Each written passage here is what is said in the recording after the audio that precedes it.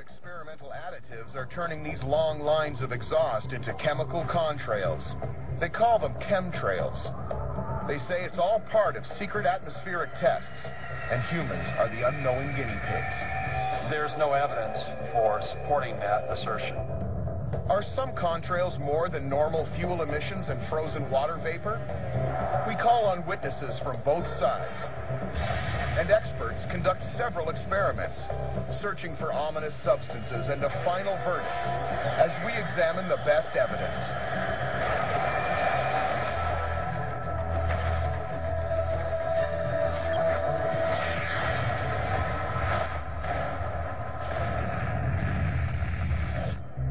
Contrails have existed for as long as aircraft have flown. They normally occur when hot engine exhaust meets humid and frigid air at high altitudes. So a jet plane flies through this cold atmosphere. It produces a hot exhaust that is mostly composed of carbon dioxide and water vapor. This exhaust condenses into visible ice crystals. They form white streaks which can linger for minutes or hours. Aviation experts claim with increased air travel we're seeing more contrails. There's nothing more to it. But some people believe that the same aircraft can release experimental chemical additives in the air as chemical contrails or chemtrails. In this way, government agencies can either manipulate the weather or counteract global warming. But some people claim chemtrails are harming an unsuspecting public.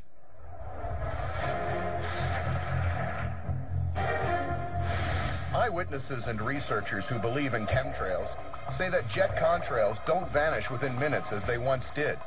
They now linger and spread, sometimes for hours, forming strange, suspicious patterns. Rosalind Peterson is one of those believers.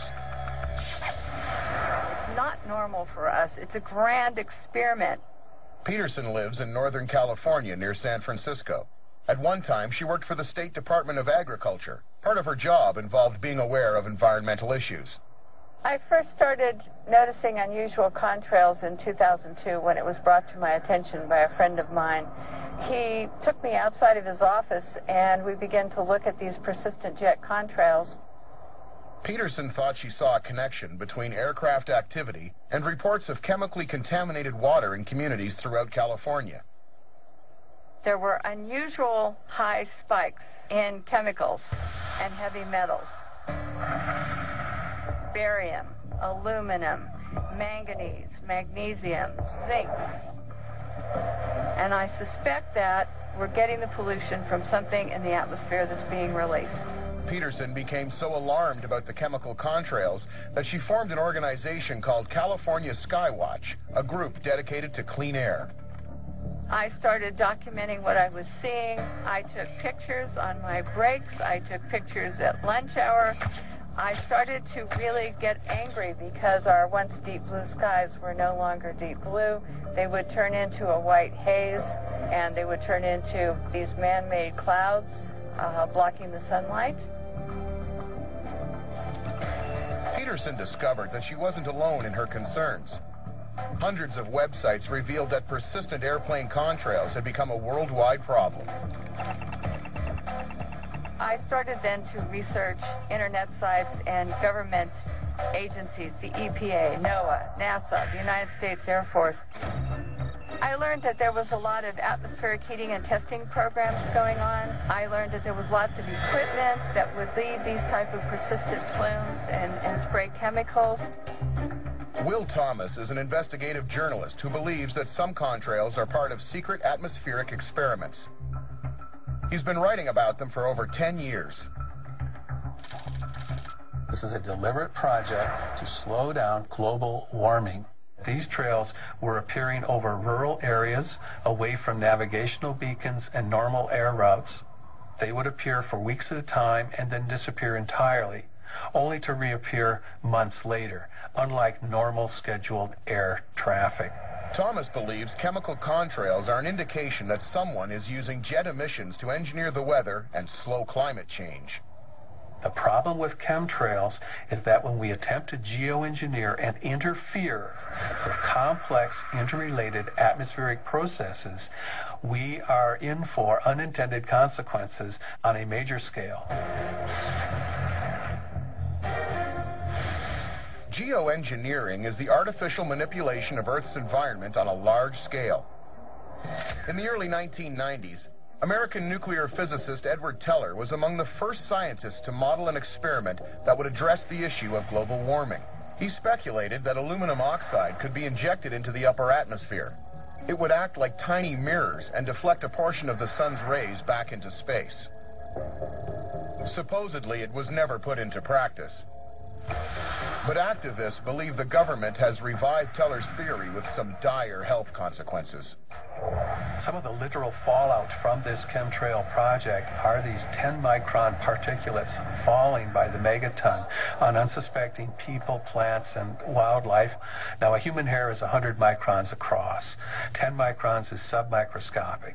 It can impact our lungs, it can inflame our hearts, give us heart disease, leading to fatalities. So this material comes down randomly in invisible clumps. Dave Dickey also believes in chemtrails. As a landscape contractor for a large city, he spends a lot of time out of doors. Contrail development is different than it ever has been in the past. And I do remember one in January of about 2002, where the number of flights overhead were extremely unusual. The number of contrails in the sky was unbelievable. We're counting 40 to 60 flights. And out of those 40 to 60 flights, most of them left an incredibly persistent large plume which would spread out and cover the sky. As a landscaper, Dickey has to be familiar with the types of trace chemicals usually found in the environment. He regularly takes water and soil samples and has them tested. There was some research done that claimed that aluminum oxide could be used to reduce global warming. And I thought that if there was any chance that aluminum oxide would be used in the atmosphere, that it would show up in precipitation. He collected rain samples on days when he noticed heavier than usual air traffic and took them to a lab. And I expected to see baseline measurements where aluminum would show up in precipitation at about 0.0093 milligrams per liter. Very small amount of aluminum naturally present in precipitation. It was 20 times higher approximately than what was expected to find. Dave Dickey believes that what he captured was the fallout from chemically laden contrails. I was really hoping that we'd find natural water samples, and when I did find aluminum and barium, it's just another one of the indicating factors that something was unusual. Theoretically, scientists can cool the Earth using chemical compounds placed in the upper atmosphere. But could other substances be put there for more ominous purposes? Military victory or defeat can depend on the weather. A commander who can control the weather has a weapon as powerful as any air force. During the Vietnam War, the U.S. military began seeding clouds along the Ho Chi Minh Trail to create floods and wash out North Vietnamese supply routes. It was known as Operation Popeye, and crews flew over 2,000 spray missions. I was told initially by a friend, he said his brother was in the military service. He said when there is these heavy spray days, when there's lots of persistent contrails to keep his family inside, when they were outside exposed, to have them go in and take showers. And he couldn't talk about it. He couldn't explain more than that.